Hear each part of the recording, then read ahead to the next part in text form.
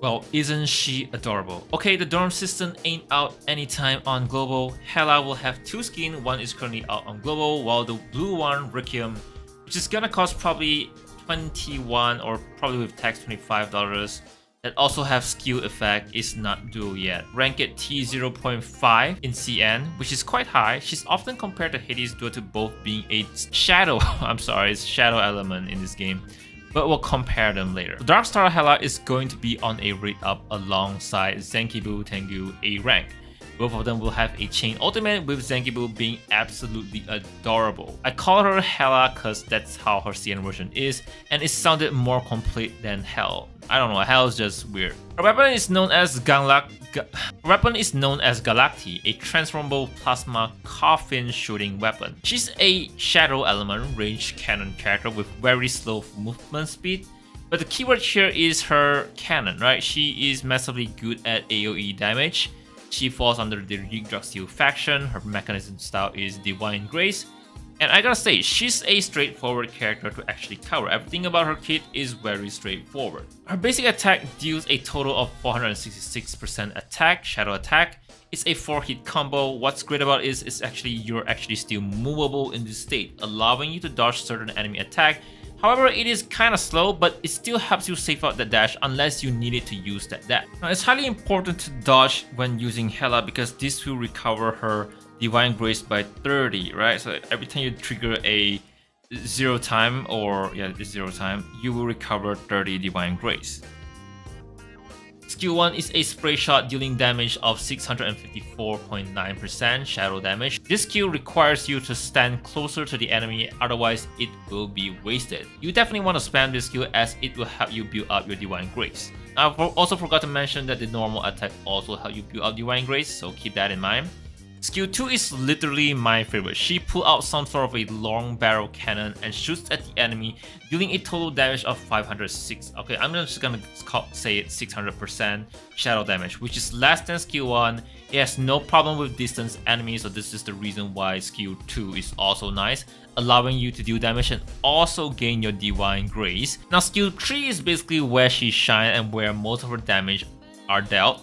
She transformed Galacti into a tower cannon mode, which each shot dealing a total of 1400% AoE damage, costing 20 Divine Grace. Each shot in this form, she is immune to control effect, meaning she's immune to being pushed or being knocked down. She also takes 20% less damage, but still a damage, so you don't want to get damage either way, so there's a risk. So while in this mode, it's very careful that you don't get hit by enemy because for each HP you lost is equal to the amount of divine energy you lost. That is insane. Don't get hit. Now she will quit this mode when her Divine Grace reaches 0. So Galacti will transform back to normal state, and this is when you wanna, I'm gonna repeat. So this is when you want to use your skill 2 and slowly closing in and use skill 1 followed by your basic attack. Her ultimate is called Judgment from Above. Hela summons multiple magic cannon, dealing damage to the enemy total of 1870%, which is more than her cannon mode, so definitely you don't want to miss this one out. Very important to keep your distance between enemy. I would recommend a mid-range. As you can see from the previous clip, I only deal like 1 numbers, and if I do it right in mid-range, you can actually see 3 numbers popping out. After that, ultimate will have shadow damage boost, so only shadow damage, which means character like Anubis or Hades, you will get a major boost. But why when you can actually get Hera, right? So Hera is way better, unless you're having full dark team and Hera is already somewhere else.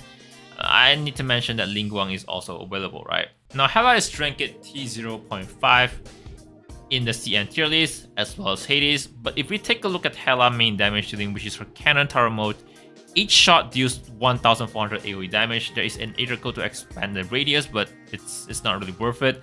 Compared to Hades' highest skill, Puppet Barrage, dealing a total damage of 3742%. On top of that, that skill also boosts her critical rate by 12%, critical damage by 36%, and fixed damage increased by 6000. I'm not sure what that is, but that sounds a lot. Now, of course, with 100 divine energy, you can fire a total of 50 shots, and assuming nothing misses, none of them misses, you do a total damage of 7000% shadow damage. This comes with a risk of not being able to move, making Hela a terrible solo unit. So Hades is actually much more mobile. Her skill does way more damage, right? So if you take a look at her skill, Hela's skill 1, skill 2 doesn't do as much damage as what Hades does. Now, one other great thing about Hades is also that because she has 2 modes, I think Minke and Ryuke, right? The 2 puppets, they actually have different cooldown, making Hades very good for damage over time. Like those skills are down, just swap it over and then you just build your pop-up barrage. So in my opinion, I definitely think that Hades is much more mobile and does a lot more damage, but Hela is definitely shine in the AoE damage department, right? So this is my opinion. You're allowed to like shit on me if you think I'm wrong. So her Fountain really isn't recommended unless you wanted to deal more damage. You might as well just save that crystal to pull for Hera. And if you still like thinking that is Hela Fountain better than Hades Fountain, definitely Hades Fountain is gonna be better. Of course, the guild build is best for the recommended version as of now, but in the future you'll be able to farm Charon's Oboe, which gives you more attack and damage. But for now, if you plan to Omega her, just slap in Griffin Sprite along the way. Now, my personal Aether codes built for her are basically 1 blue for 70% damage against normal enemies, because I'm gonna be using her more on mobs challenges, and 2 red for extra damage on skill 2.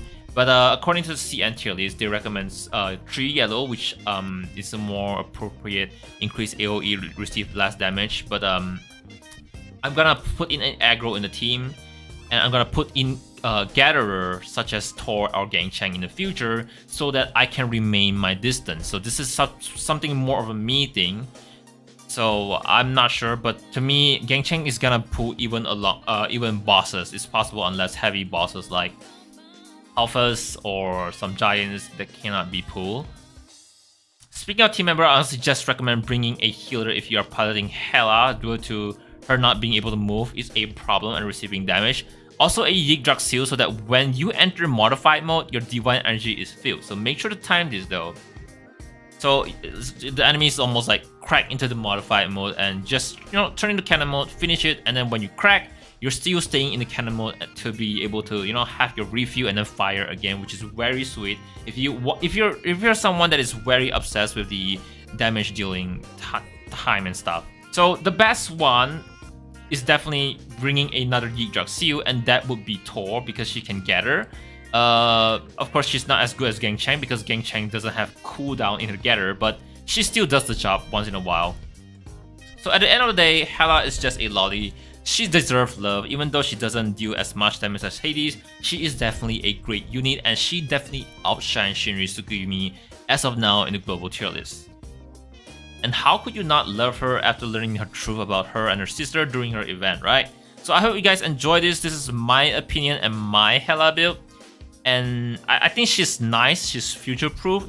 There's gonna be a lot of event challenges where AoE does matter, but I just prefer Hades. Thank you all so much for watching. My name is Zackie, and A is just a gaming channel.